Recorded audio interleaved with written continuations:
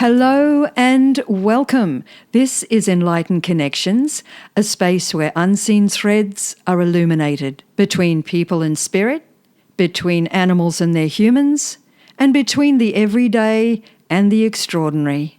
I'm your host, Lisa Aston Michael, medium, healer, and animal communicator. And I invite you each week to join me as I share conversations and practices that bring light, healing, and connection into your world.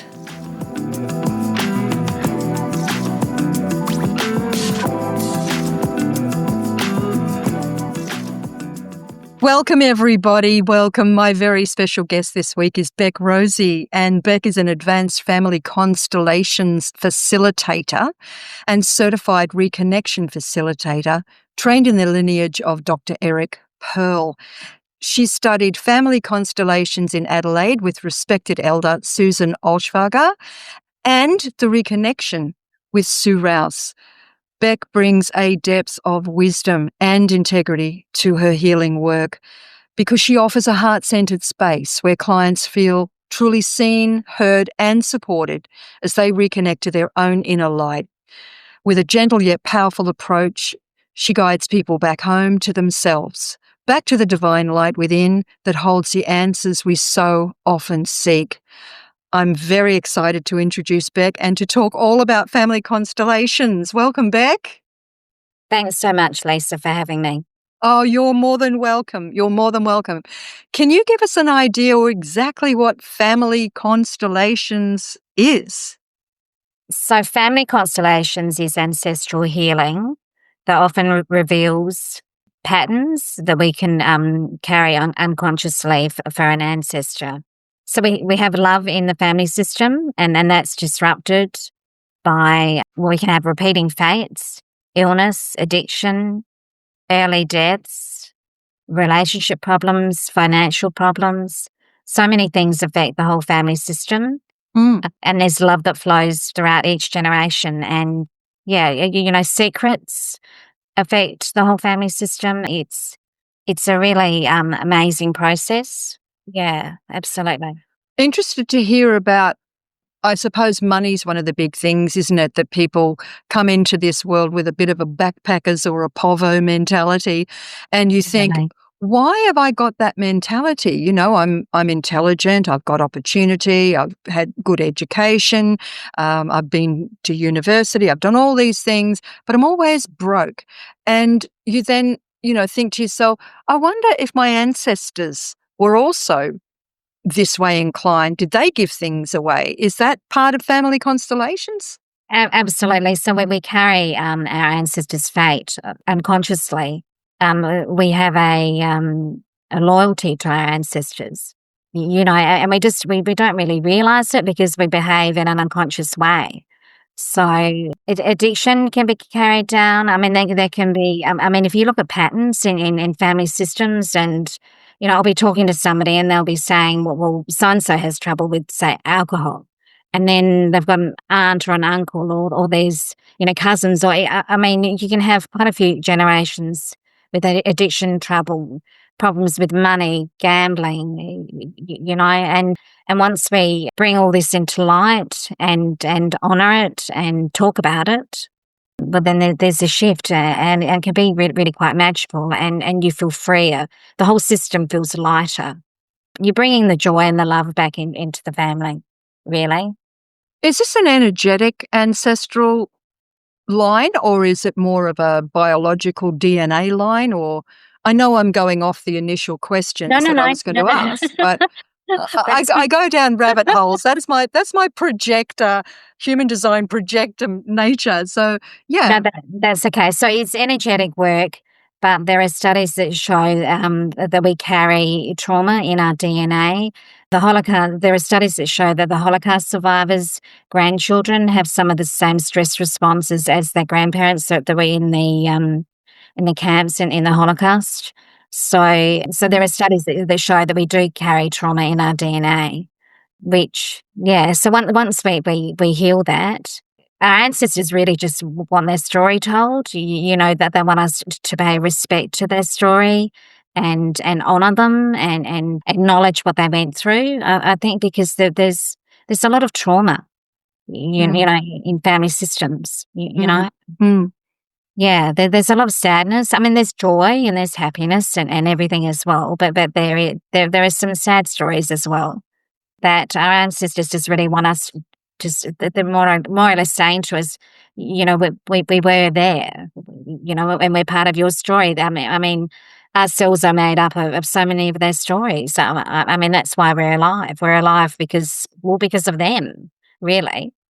Yeah. And I guess so many of us European, not talking about Indigenous Australians, but European Australians, you know, so many of our ancestors came from Ireland or Scotland or Wales or England. And I guess that's so full of history. And of course, there's other nations, but primarily we seem to be stemmed from that. And Australians too were essentially convict-based. Everybody got sent out here because this was the dumping ground for criminals or so-called criminals in the day. So there's no doubt, I guess, there's a lot of trauma in us. Well, yeah, look, I mean, I've got Irish descent and, you know, we had the potato famine over there.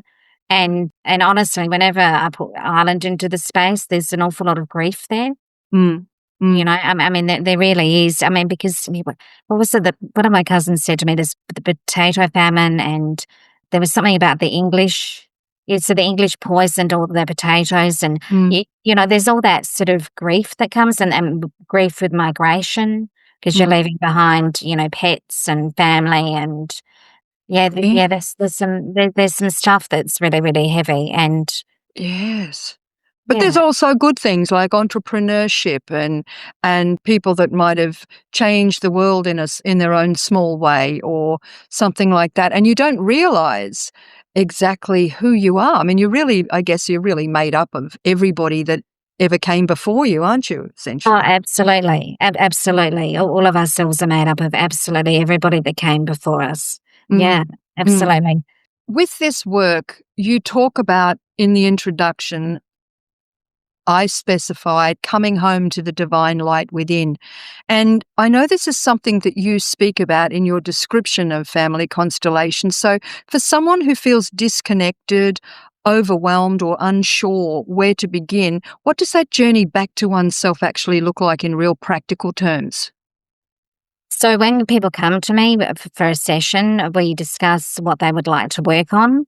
And online, I work with the crystals. If somebody comes to me in person, I have the mats, and I ask them what their issue is, put them into the space. If they want to put themselves into the middle, I ask them, where would you go? Like if they're on the table, I say, so where would the crystal go that they've chosen for themselves? If they want to go in the middle of the table, that means that they're ready to work on their stuff.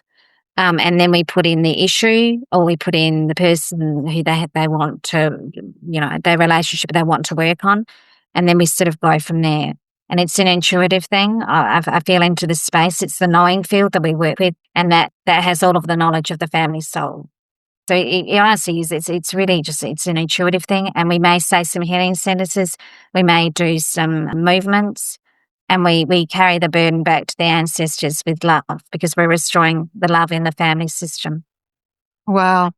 You know, as you were speaking then, I was visualizing, I can't help myself. I was visualizing if I chose crystals, right? And I thought I could see myself lying on the mat in your clinic. I'd chosen rose quartz and I'd placed it at the side, like halfway up my torso, right? And then I thought of a family member and I saw black obsidian at my feet.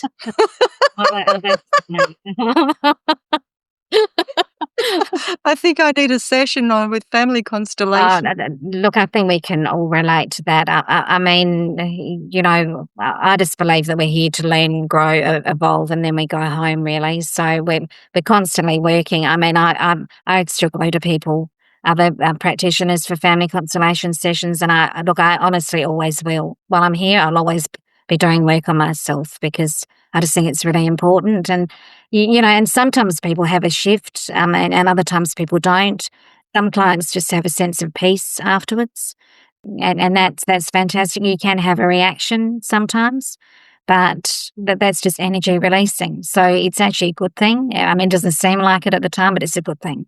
I'm interested that you talk about using crystals in the work that you do. Is that because of the color or the energy or what the crystal represents? Honestly, I love the energy of the crystals. I just, they're beautiful. And at the end of the session, I will put in, I've got a lovely crystal angel I'll put into the space, and I'll put rainbow energy around the whole family system as well. I really love the energy of the crystals. I just think the energy is really quite amazing.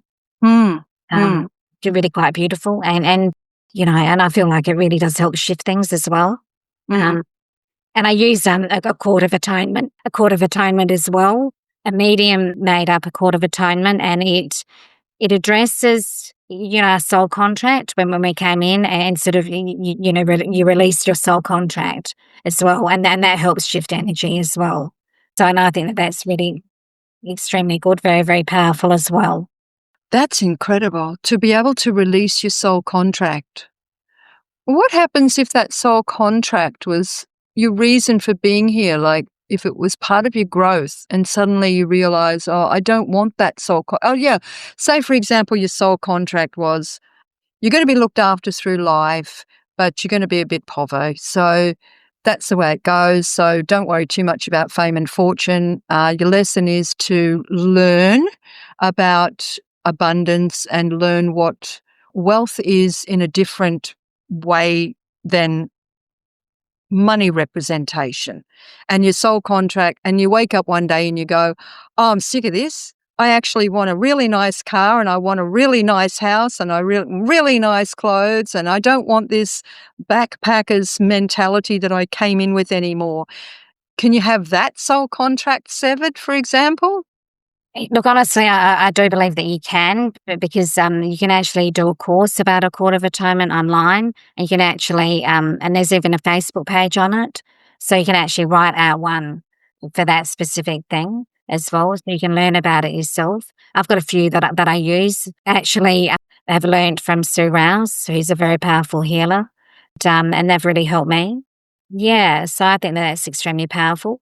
I used it with my last client, actually, and it really, really helped her. She said she had a powerful shift. And that's with people as well, with people in your life as well? Yeah, absolutely. Yeah. I think that's very, very powerful as well. I've only just started to use it actually as well, but because I think it just helps shift the energy as well. A cord of atonement. A cord of atonement is called. I can't remember. I think it's Jo Ellis. She was a medium, and it was downloaded to her to do a cord of atonement. Yeah, I forgot to mention that before, actually. I find that very powerful as well. That helps to shift everything. I did read somewhere, it might have been Dolores Cannon, I'm not sure, that I saw a video somewhere about you can actually say about a soul contract with another person, look, this isn't working, we've done our best, we've tried really hard in this incarnation and it just hasn't worked, so I want to sever this soul contract, this soul agreement now. Yeah, that's exactly it. It's just said like that. Yeah, in a absolutely. nutshell. Yeah, absolutely. Yeah, absolutely. You've said it exactly the right way. Yeah, Goodness. I'd forgotten we hadn't talked about that actually. Yeah, it just, because I think, we go through life and we have many different relationships in our life, but there comes sometimes a point where that just one person is like a thorn in your side, a poking the bear, and you get the lesson. You do get the lesson. You go, okay, finally I realize why that person's in my life, but they're still there. And you think, why are you still lurking around in my energy field? Like, you can go now. It's all good. We're done. Well, I just think that we all have lessons to learn, and sometimes we can do the work on ourselves, but that other person has to be ready in their own evolution for the shift to happen. So even though we're doing the work on ourselves, sometimes it's more about us standing in our own power and strength and feeling the strength of our ancestors behind us, that they're just not ready for the shift. And that's just their journey, I think, isn't it? And that's part of our lesson that we.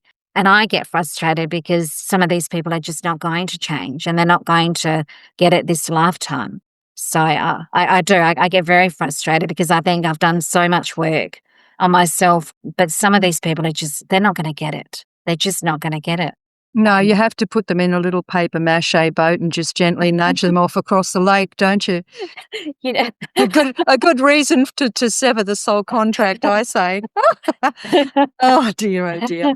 But Beck, I was reading that you'd trained in both family constellations and the reconnection. I want to talk about the reconnection because they're two very powerful yet very different modalities. So tell us a little bit about the reconnection that you studied with Sue Rouse and how that kind of complements the family constellations.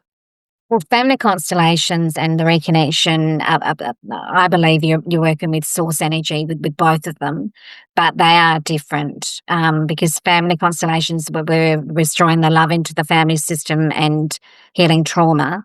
The reconnection is a gentle but powerful form of energy healing that supports you to return to balance, wholeness, and connection with source. Dr. Eric Pearl noticed, he was a chiropractor in LA, and he noticed that his clients were having remarkable healings even without touching them.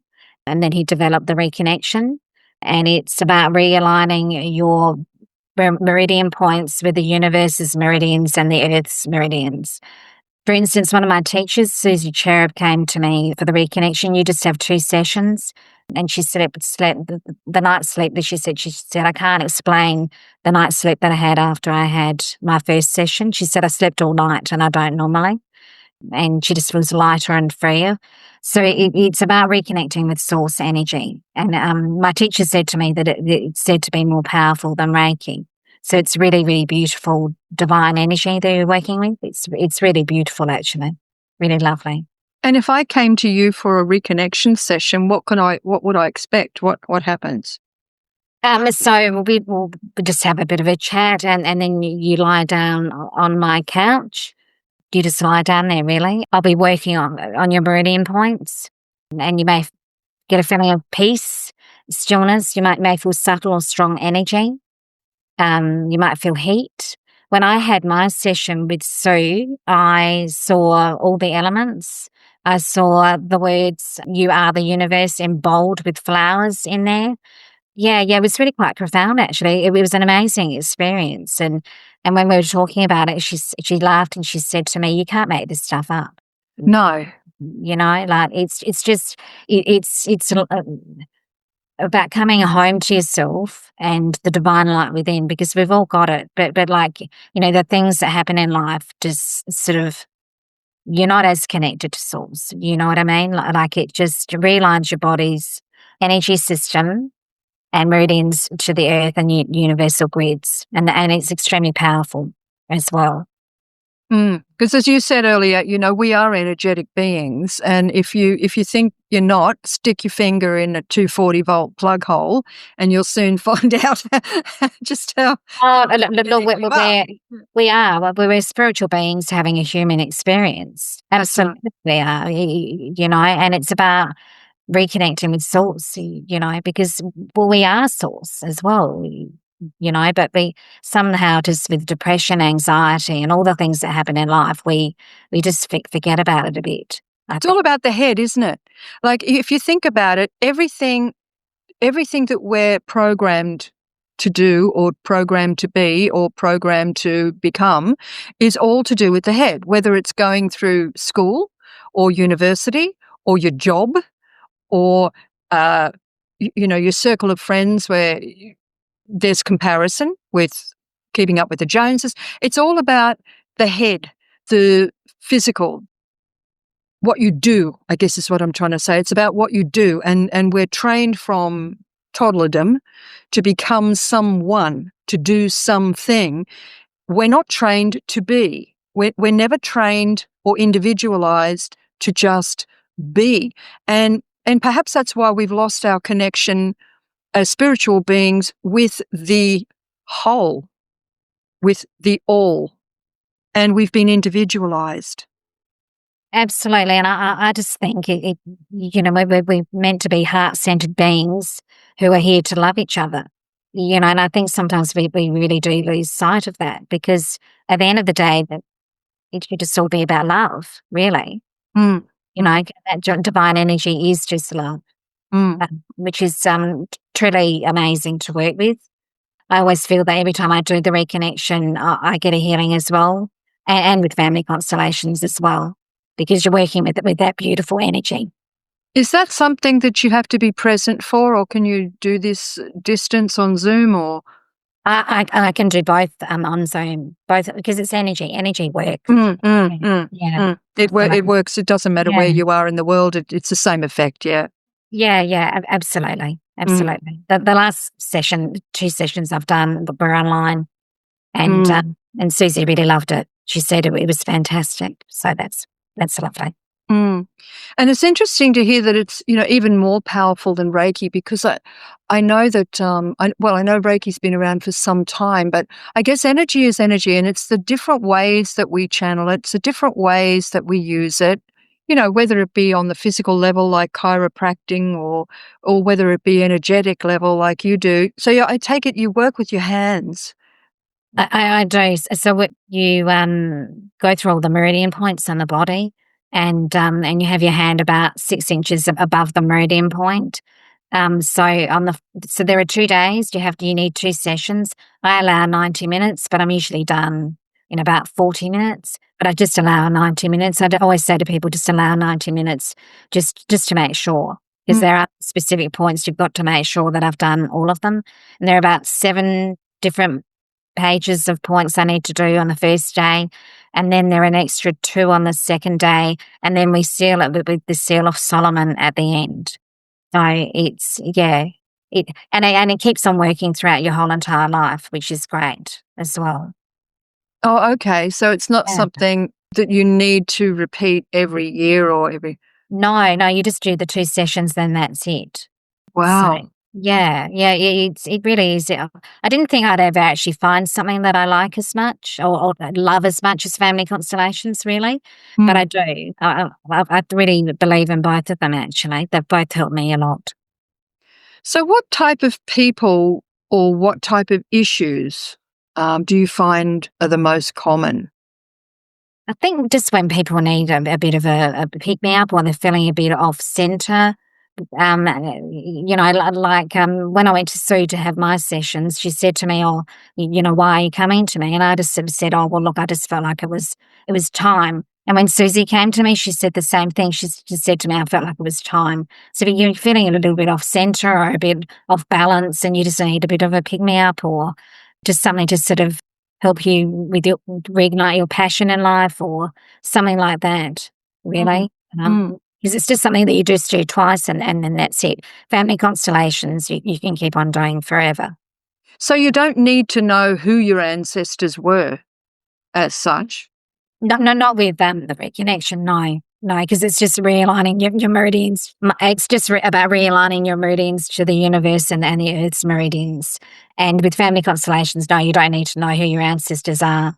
You combine the 2 modalities in one session, or you can have the separate sessions, or separate sessions. So we would do the reconnection is separate to the family constellations. So with reconnection we do 2 sessions, and then that's it for life.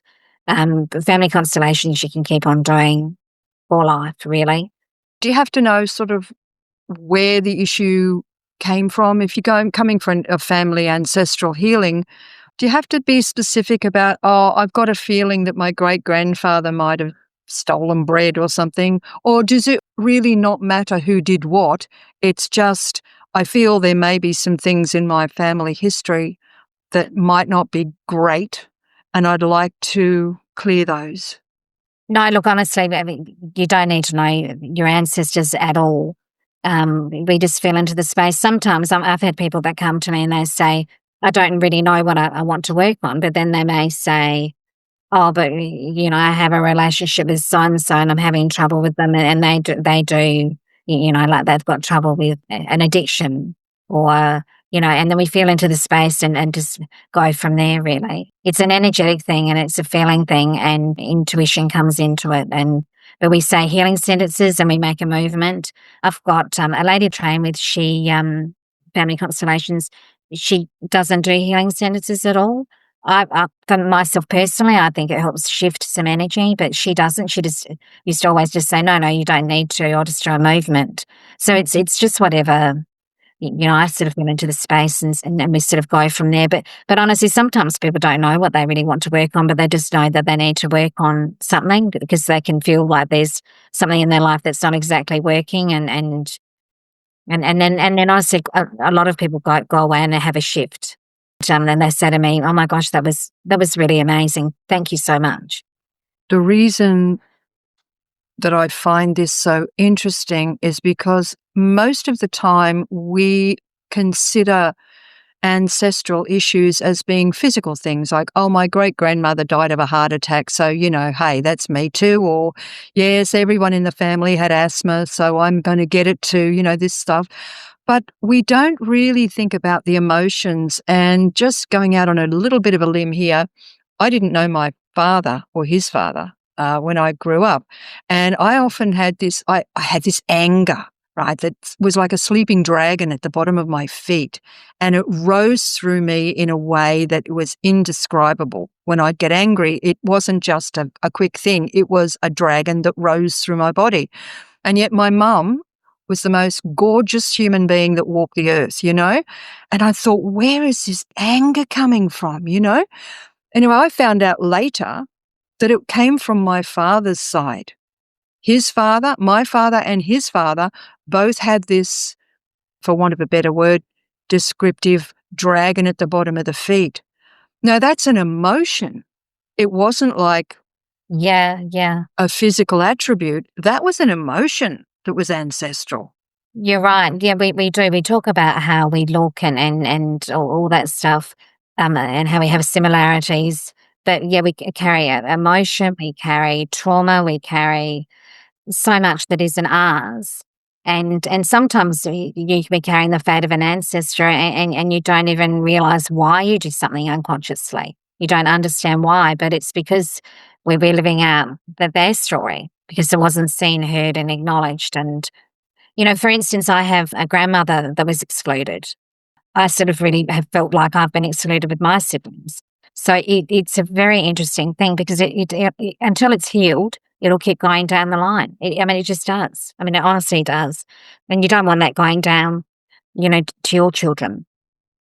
Yeah, you don't want that trauma going down the line. You want the joy and the love and the happiness to go down the line. But yeah, it's a very interesting thing because we do talk about physical traits a lot, but we don't talk about the emotional side of it and the trauma that we carry down. No, and I was just thinking as you were talking then about the women hold the power, because if you feel that it's up to women to stop the line, isn't it? I have a lot of girlfriends that don't have any children. I'm one of them. And I knew at 5 years old. I was 5 years old when I said to my mum, I'm never going to have kids, ever. And I never did. Really? I never did. Really? That's extremely interesting. And I'm an only child. Really? That is interesting, isn't it? Yeah. It's really interesting. Yeah. And I just knew. And there's nothing physically, biologically wrong with me. Yeah, that's extremely interesting that you knew from when you were little, isn't it? That's really interesting, isn't it? So I decided to stop, perhaps subconsciously, this ancestral line, because I do know a little bit about my side of the family, my mum's side of the family, and my father's now. And it's like, oh, no, I think it's probably better we stop right here. So there you go. But it occurred. It occurred. Oh dear. But it occurred to me, it's our decision. It's a woman's decision because, unless I'm wrong, on planet Earth, men can't give birth yet. No. So it's up to us. If we go, no, sorry, the penny section ends here, that's it, baby. It's over. Oh dear. Yeah. Look, families can bring a lot of joy, but there can be a lot of trauma and angst, and it's tricky, isn't it? Life is tricky. It's very tricky, but it's wonderful to be able to know. It's wonderful to know that you offer this incredible healing modality of family constellations, and also with the work that you do in the reconnection. And I think that so many people are coming to this place now in this time of our planetary evolution. We're starting to wake up. So we're not only going, well, I want to know who I am as spirit. Who am I? Who actually am I? If I strip away all the programming, who am I? And part of that, who am I, is who am I when I consist also of all of my ancestors, and what don't I need anymore? So they can come to you and release a lot of the additional stuff that's really not necessary. Oh, thanks so much, Lisa. I really enjoy what I do, and I believe that I offer a heart-centered space where people are seen and heard, and everything is confidential. I think both modalities are extremely powerful, and thank you very much. Thank you. You're very welcome. What could I ask? What your physical location? My husband's decided to mow the lawn, so I'm really hoping this doesn't come through. You've got to love men, haven't you? They've got absolutely no clue at all. My husband was mowing the lawn just before we got on. I think I'll leave it in. Because it's like, what part of I'm going to do an interview recording here? Can you try and keep it down? Don't you bet. But my that's husband all right. did the same thing. He did exactly the same thing. I went out and I said, I'm on Zoom soon. I'm doing a recording. God love them. Exactly the same thing. Oh, dear. Funny. Don't get me started. So, Beck, location-wise, physically, just the state and city that you're in. I'm in the Hobart in the Huron Valley, but I can do sessions online. Okay, that's perfect. Well, look, people, if you'd like to get in touch with Beck, and I certainly am going to be doing her Family Constellations process, you can reach Beck at Infinity Healing. That's your website, Infinity Healing. That's on Facebook. I will have a web page up soon, but we're working on that. Okay, so people can reach you on Facebook only at this stage. At Family Constellations. So facebook.com, Family Constellations, you can reach Beck there. And I really highly recommend that you do reach out to her if you want to know more about, or actually don't need to know more about, but just really want to let go of stuff that you don't need in this incarnation and move forward and be the best you that you can be. Get in touch with Beck. Rebecca, Rosie, thank you so much for your time today. It's been absolutely sensational, and I'm very grateful that you have had this wonderful chat. Thank you so much. Thanks a lot for having me, Lisa. You're very welcome. Bye for now. Bye.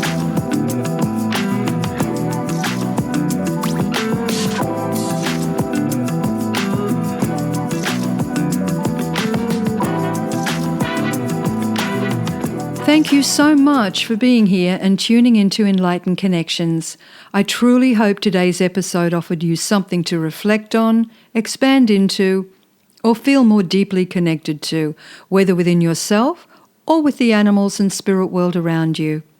If you enjoyed this conversation, please follow or subscribe to the show and share it with someone you feel may benefit from it as well. It's one of the most supportive ways you can help this podcast reach more hearts, more homes, and more animal lovers. And if you'd like to stay connected in between episodes, come join me inside the Enlightened Connections podcast Facebook community. I'd absolutely love to have you there. Until next time, take gentle care, stay connected, and trust the whispers.